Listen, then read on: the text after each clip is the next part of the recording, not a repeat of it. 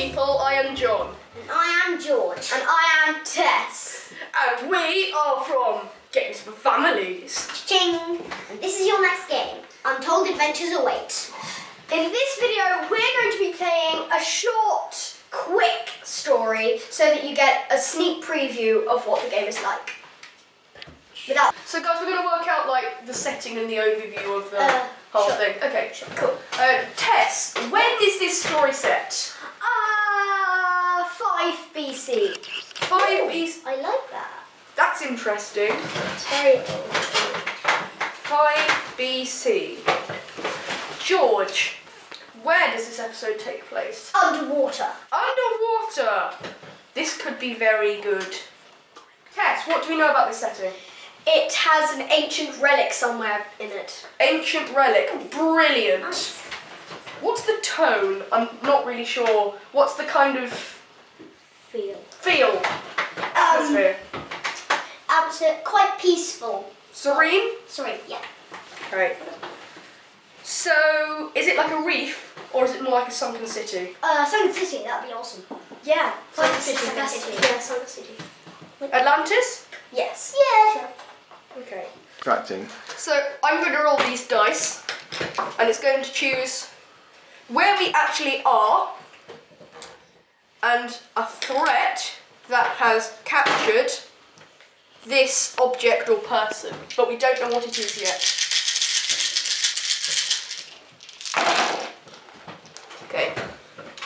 So I'm going to choose that we're in a camp on the near the sea, and a shadow creature is trying to capture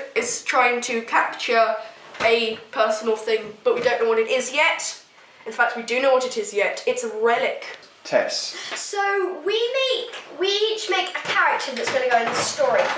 For example, I'm Mark of the Sea Monster. I go on adventures because they make a difference in people's lives. I can swim and fly really fast, and I have a pet piranha. I am Benjamin, who's a ninja cat. And I go on adventures because people pay me money.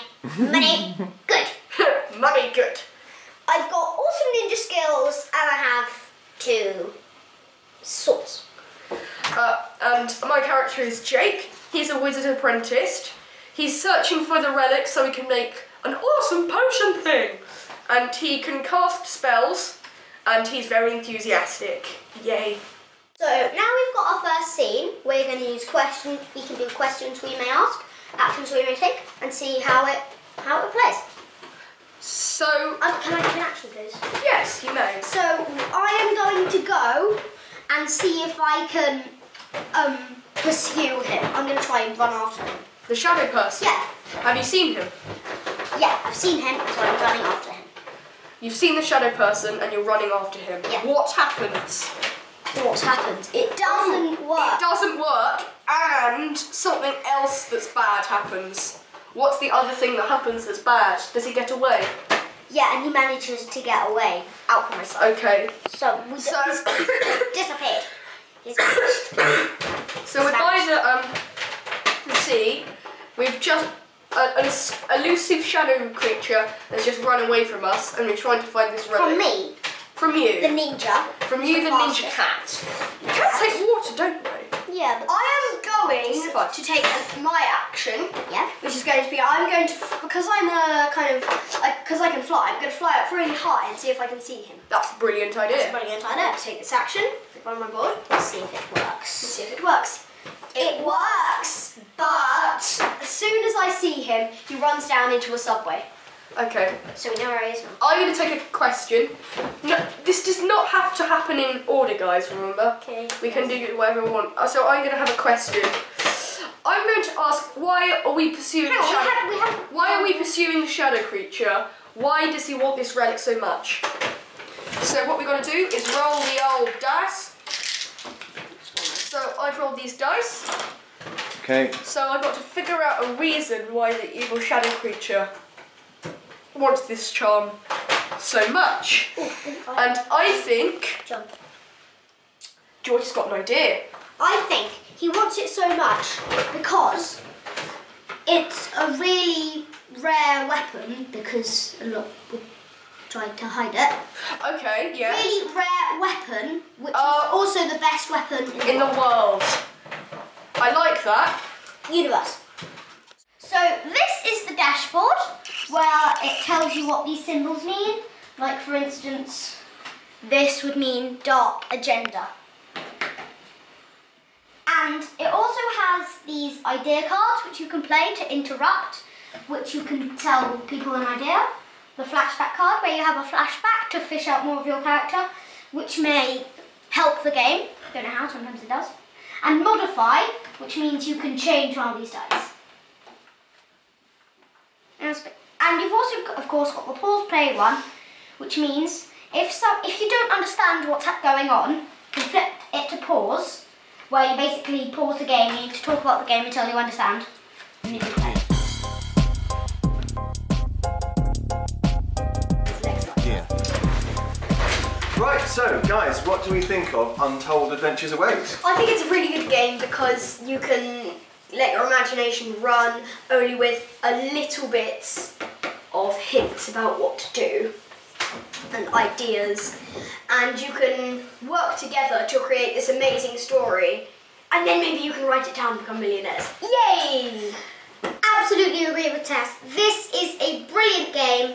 Definitely recommend it if you like making stories and you've got quite a big imagination. But there is there can be some tantrums. So let's go through our particular ratings. How would you rate this for complexity, of how complex it is to play, out of 5 for a family? I'd probably give it a 3. Okay. There's a little bit of stuff to sort of learn the structure of how you do it, but actually really, because there's no win or losing, you can play it however you like. You can do whatever you want. It's just that the way that they have put in the rules is a brilliant way of producing a really well structured, exciting story. But you can play it however you like. So 3, would you agree? If I was allowed to give halves, I'd give 2.5, which means that it could be a 3, because it depends how complex is your story. Is it a short comedy or a long, complicated, That's true, actually. teenage sci-fi? Ours got really complicated last night. We did about the kind of specific technology that we were using in the science fiction world. So it can get that's very true, Tess. Otherwise, you could do a really simple, silly story, in which case it'd be very easy. About ducks. Yeah, about ducks. Eating Definitely. bread. Yeah. So, Tess, how much does this game stop you fidgeting? How much does this game keep you engaged? What's the fidget-free factor? I'd give it a 4, because sometimes everybody else is just getting so involved you don't have a chance where you can poke in, even though you do have these. Yeah. So I would give it a 4, because most of the time you do have an opportunity. John? George? Exactly the same as Tess. Again, I'd give it a 4 because you are getting quite involved, because you've got these interruption tokens and you've got all these actions and ideas which you don't really take time to. So it's very free form. If you've taken an action, it doesn't mean that you can't be the next one. It's not really turns as such, but you can influence what other people are up to. So it's hard to dominate, because you can only do 2 of these idea cards, 1 of these flashbacks per episode. And so that limits the kind of alpha gamer kind of problem in this game, the kind of dominance of one person. So I think it does really well. What about the tantrum prevention index? How good is it at stopping people having tantrums? Oh, I'd give this a 3 because there's interruptions, and sometimes you don't get the dice you wanted, sometimes you get really terrible ones of these you didn't want. Tessie. And also you might disagree with what another person is saying. You might be like, there you might think, oh look, this could be like an evil shadow monster. And then another guy's like, oh no, I've used up all my ideas. And then you basically just end up shouting at each other. Yeah, so this is...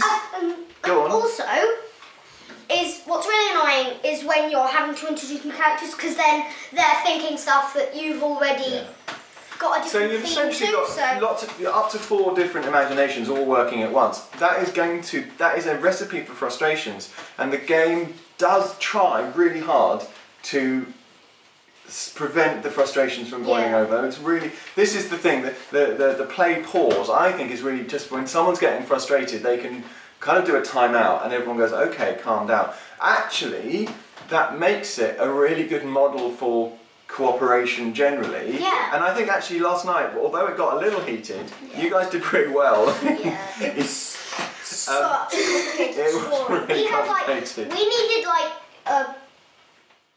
these are from the last one, and they are literally covered with information. Yeah, we got really deep last night. Just the one you just saw was very much more was fun, superficial. though.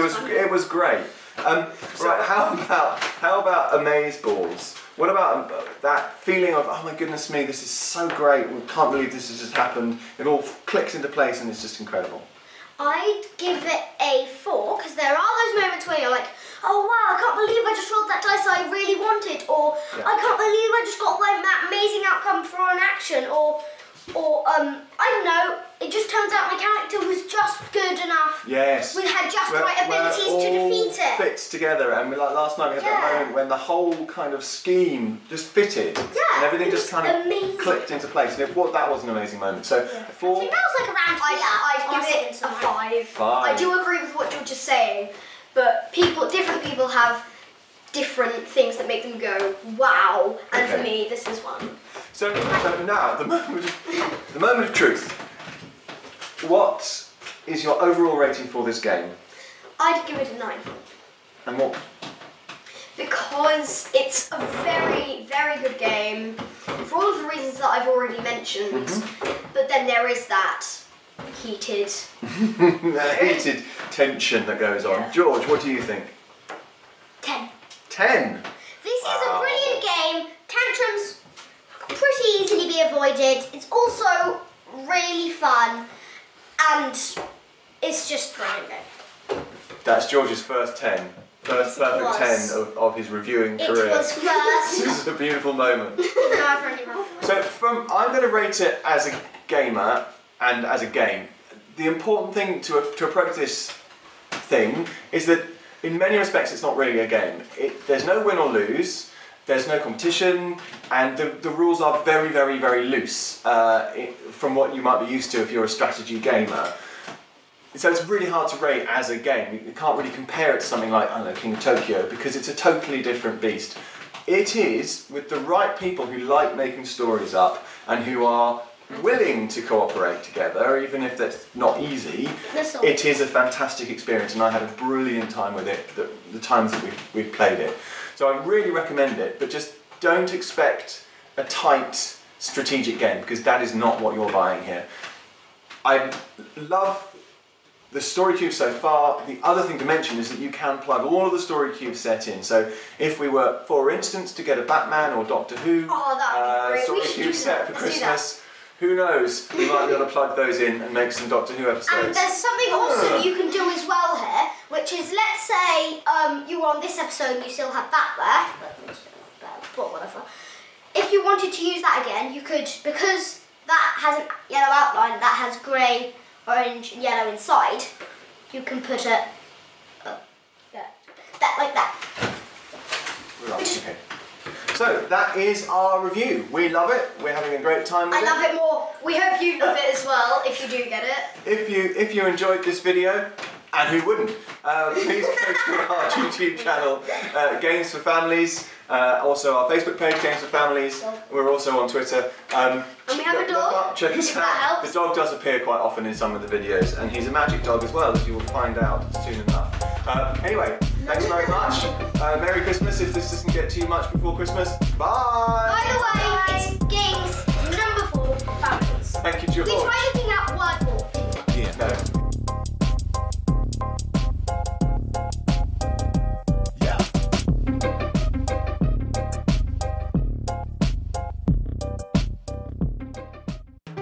Thanks so much for watching the Dice Tower videos. Find more great videos and reviews, as well as our top-rated audio podcast at Dicetower.com. You can also find other great shows at Dicetowernetwork.com. I'm Eric Summerer, and you've been watching The Dice Tower. The Dice Tower is sponsored by Cool Stuff Inc., where you can find great games for great prices. Cool stuff in stock. Check them out at CoolStuffInc.com.